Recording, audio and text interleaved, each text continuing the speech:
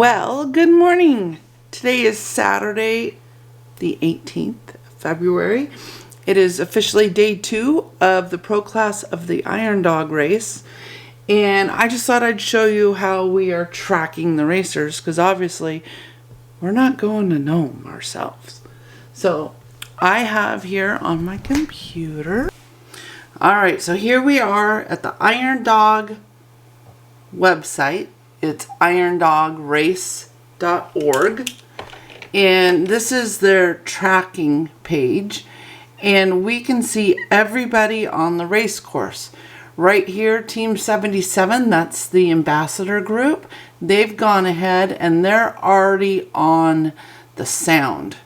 I wouldn't be surprised, looking at the distance they've gone, they will be going into Nome today, or I don't know if they're going to do the upper loop on the northbound. They do the Kotzebue loop on the northbound. On the northbound. Okay, so they're going to come up here, do the loop, and then go into Nome. But the yellow markers, that's the rest of the expedition class. So I'm going to zoom in here. We're going to go find Randy. If you remember Randy, we interviewed him at the meet and greet. And I believe... oh, they're not in the front runners group. So we're going to just go back here. Oh, here he is. Right there, Randy Bedard, 51C. 4 minutes ago, he was running 52 miles an hour, and he's at mile marker 655. That's really cool. Okay, so yellow is expedition class, and then the blue is the pro class. Unfortunately, we've already had one team scratch late last night due to an injury. This is team number 33. They're at Squetna, making their way back. These guys, team 21, I haven't heard what's going on, but they're still far behind, and I'm wondering if they scratched. Puntilla is the first... one of the checkpoints. That's where the expedition class stayed the first night. Anyways, that part isn't important. But as you can see here is the running of the pro class at the moment. Looks like Team 2 is out in the lead. They're going about 40 miles an hour at mile marker 385. That was reported 14 minutes ago. And then if we go and look for... Here's Leah and Jake, the team we're rooting for. Right now they're at mile marker 337.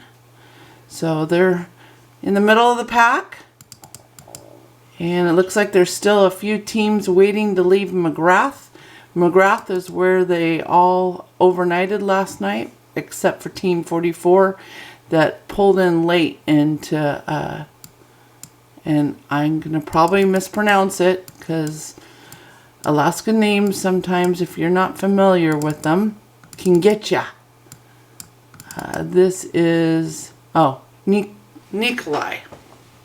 So that's where their standings are currently. It's kind of exciting to watch. So 385 is where the leaders are at now. That's a lot of mileage. Where is Axted and Olsted? In fact, it is 10 a.m. right now, so they've officially been racing exactly 24 hours. Who'd you ask about? Axted and Olsted. Olds? Axted and Olsted. That's one. That's Team 7. They are in second place currently. Oh, good. They are at mile marker 380, going 24 miles an hour. The first team, Team 2, they're 81 miles out to Portman, and Team 7, which is Alkstead and Olmsted, they're at 86 miles. And then Leah, that's to Ophir, and this is, that's Ophir there. So the next checkpoint for Leah and Jake is 33 miles away in Ophir. So that's how we track them. And this is kind of neat. You can see elevation gains, where they're at, and what they're currently doing. That's actually really cool to see. All right, so it is now time to head to Anchorage. This is a busy weekend for us. Today we're going to go into Anchorage and see the boat show. Right, from snow toys to water toys in just a couple of days. Here we go. Yep. All right, so we're going to take you with us. I know it's not RVing content, but it's... Hey, our boat's like an RV on water. It is, and it's Yeah. Alaska life, so Right. let's head to Anchorage.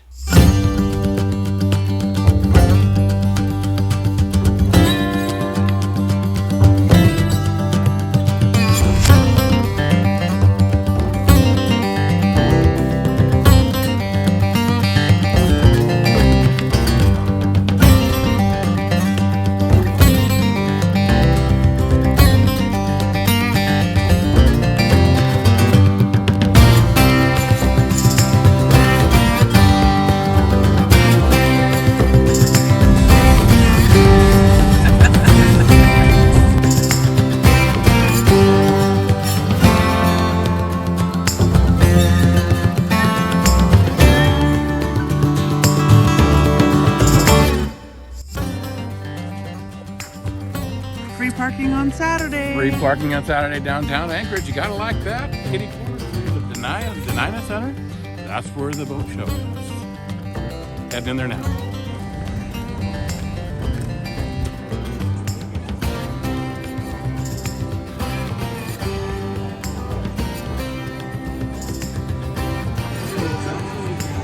Yeah, for two people, our table's a little large. I like our table. I know, I like our table too. So here we are on a Raider 30-foot offshore, or 300 offshore they call it. Very similar to our boat, what we have. The cockpit set up, or the cabin set up a little bit differently, but kind of a similar boat. Big back deck for fishing, and a nice comfy forward cabin for, there's a V-berth down there you can sleep on. You can extend it overnights. We have the head right back here, a little table right up here, and then two comfortable seats for the captain and operator. So it's a nice little, nicely set up boat.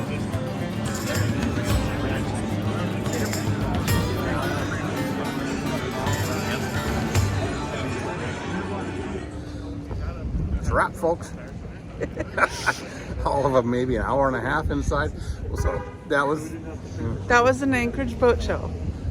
yeah. It's small, sweet, and simple. A lot fishing catered, fishing style boats made in the aluminum boats.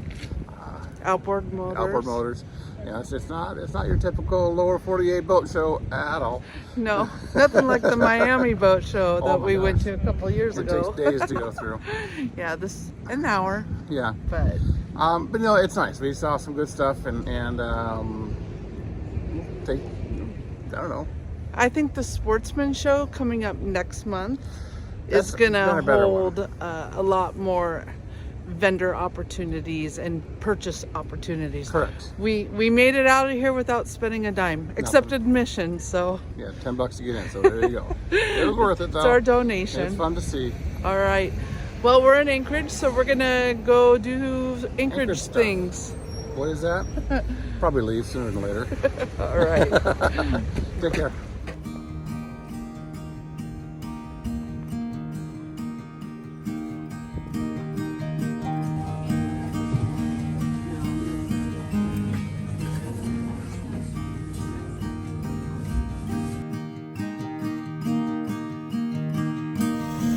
Well, good day to you folks. Today is a beautiful sunny day here in Alaska. This morning it was down to about zero. I don't think I hit negatives, but down to zero. And with that tells us that we're still in wintertime and we're still having to use oil for heat, as well as our wood stove. We've been using a lot lately, which has been helping a lot.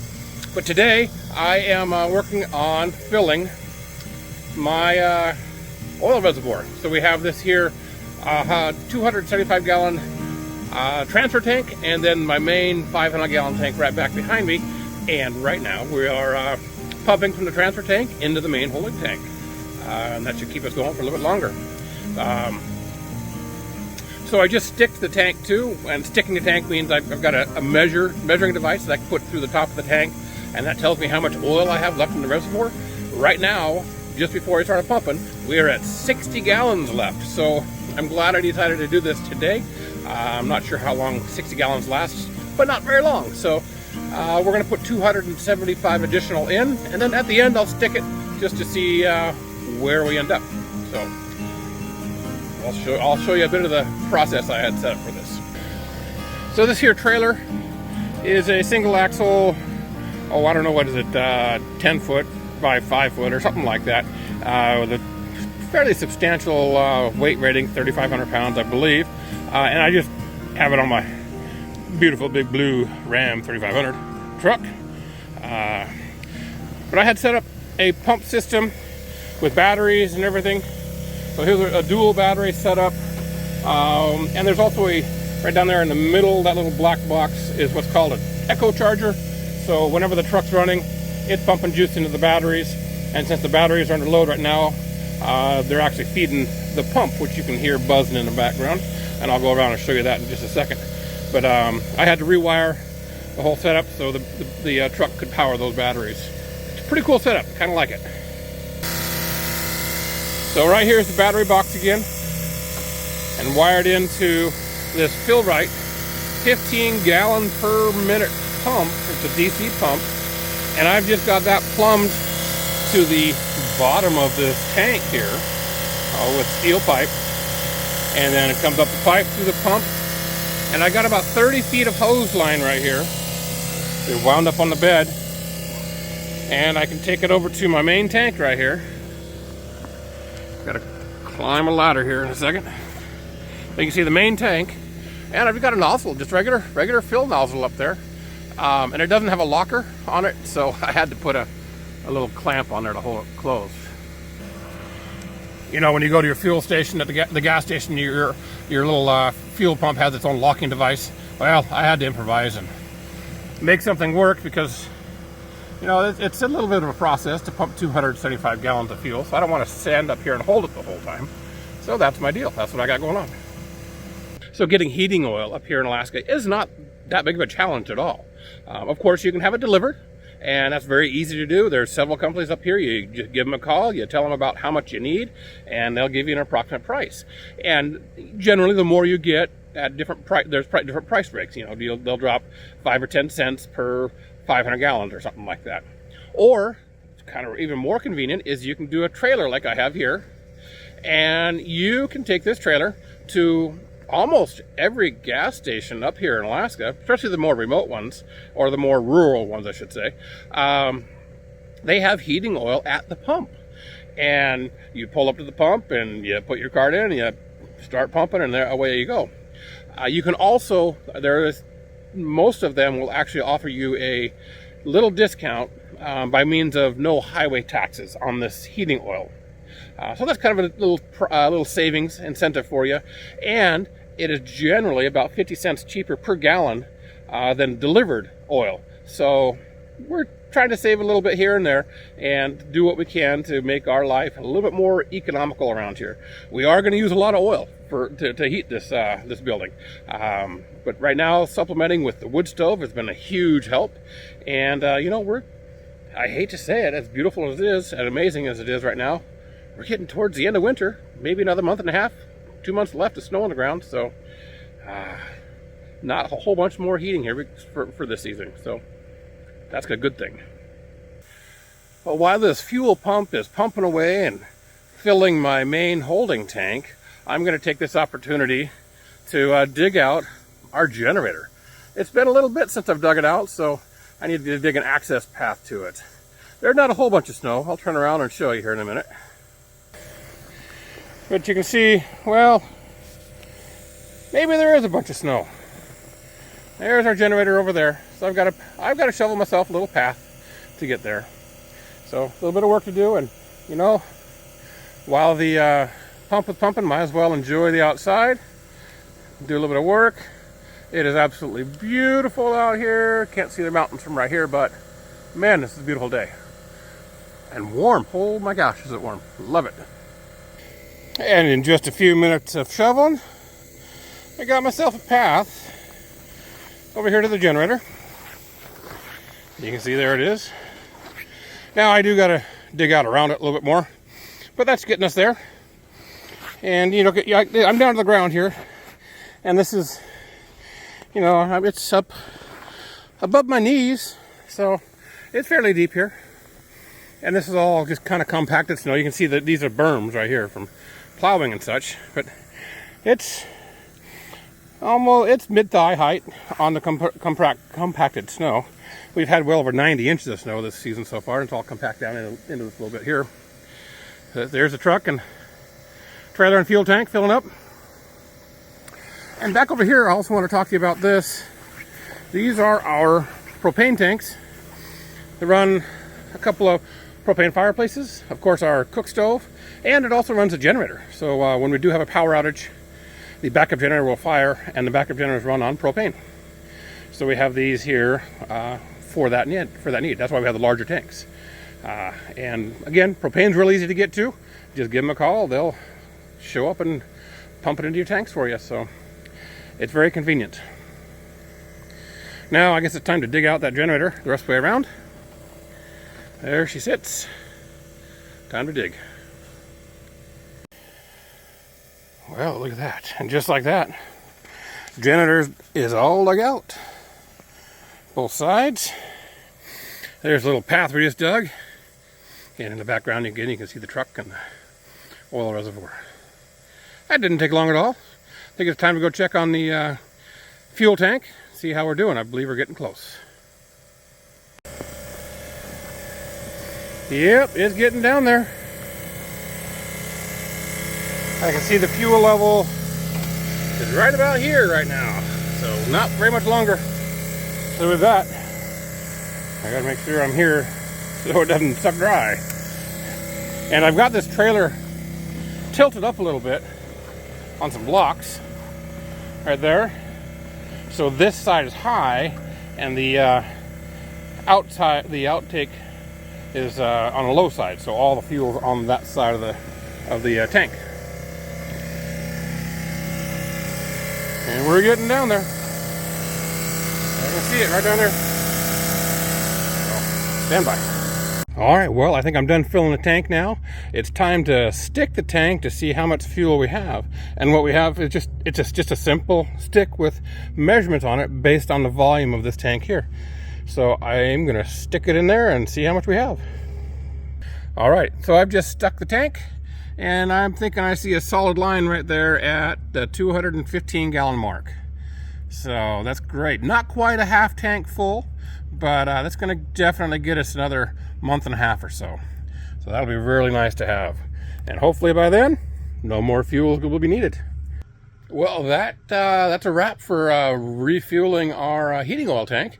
I've parked the trailer inside its little shed right here, and so fits inside our shelter logic real nicely. I like to keep it in there to keep the sun off the tank. That prolongs the life of the fuel within the tank as well. So that's a good thing to do. Another little tip for those folks living in cold climates. We use a lot of these trailer hitch type locks right here. And once they're cold, they need to stay cold. Otherwise condensation may form on them and they'll freeze shut and you got to cut them off. I've experienced that once or twice before where using a trailer and bring the hitch lock inside the truck and then go to put it back on the trailer later on. And all that condensation built up from the warm truck, it freezes onto the trailer hitch. So make sure you are aware of that and keep your hitch locks cold. Little tip from the north. Now my next little project, I've got the Snowmachine trailer all pulled out of the snow. There's, I don't know, about a foot of snow on the deck of it or so. And it's all there on the ground now. So that's not a good spot for it. So I need to move that. So I'm going to grab my plow and move that snow out of the way. You can see the bare spot. That's from where I've parked the trailer. Every time I've moved it, I hit the same spot. That's pretty cool. All right, guys. Thanks. Pau Hana travels, whoa. Yeah, Pau Hana travels. We're getting out on the road. Gary, Stacy, Spirit, and Sophie. We're taking our motorhome around the country.